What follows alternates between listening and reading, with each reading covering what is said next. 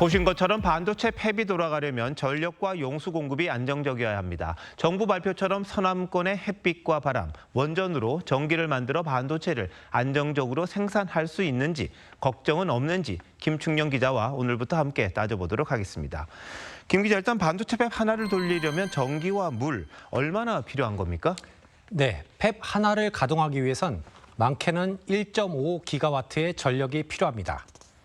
즉 하루에 36기가와트/시, 1년이면 13,000기가와트/시 정도를 쓴다는 얘기인데 이 정도면 약 300만 가구, 그러니까 부산과 울산, 경남을 합친 전력 사용량과 맞먹습니다.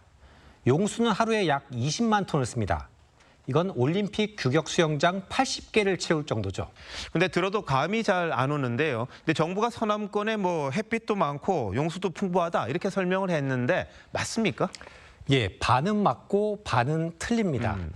예, 호남 지역은 전반적으로 전력 자립도가 높은 건 사실입니다.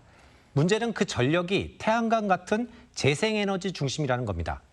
다른 지역의 태양광 비중이 약 10에서 20% 수준에 그친다고 한다면 호남 지역은 46%로 압도적으로 높습니다.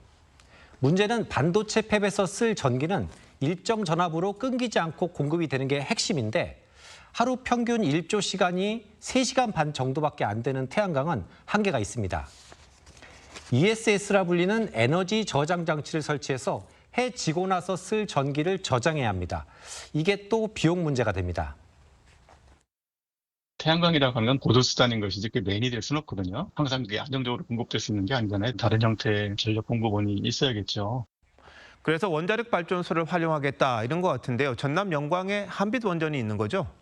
네, 그렇기는 합니다만 영광의 발전량은 점점 줄어드는 추세입니다.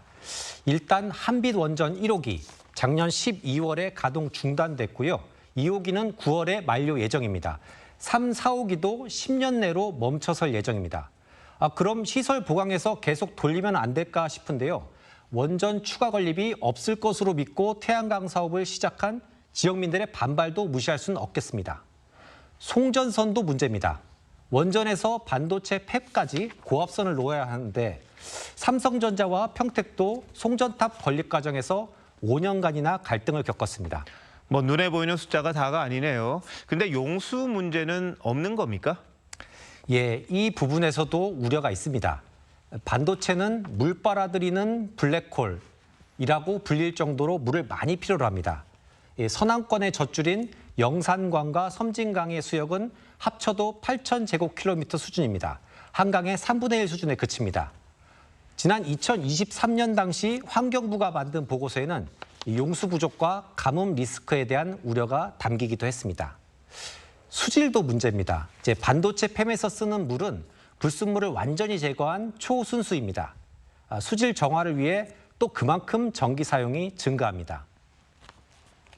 한강물이 가기 때문에 원활한데 여기는 또 용수 공급을 위해서는 추가적으로 저 초순수를 만드는 설비를 반도체 공장에 별도로 갖춰야 되고 초순수를 만드는 과정에서 또 전기가 많이 먹거든요.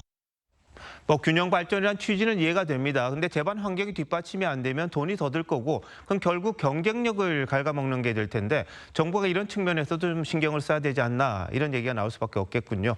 네, 잘 들었습니다. 네.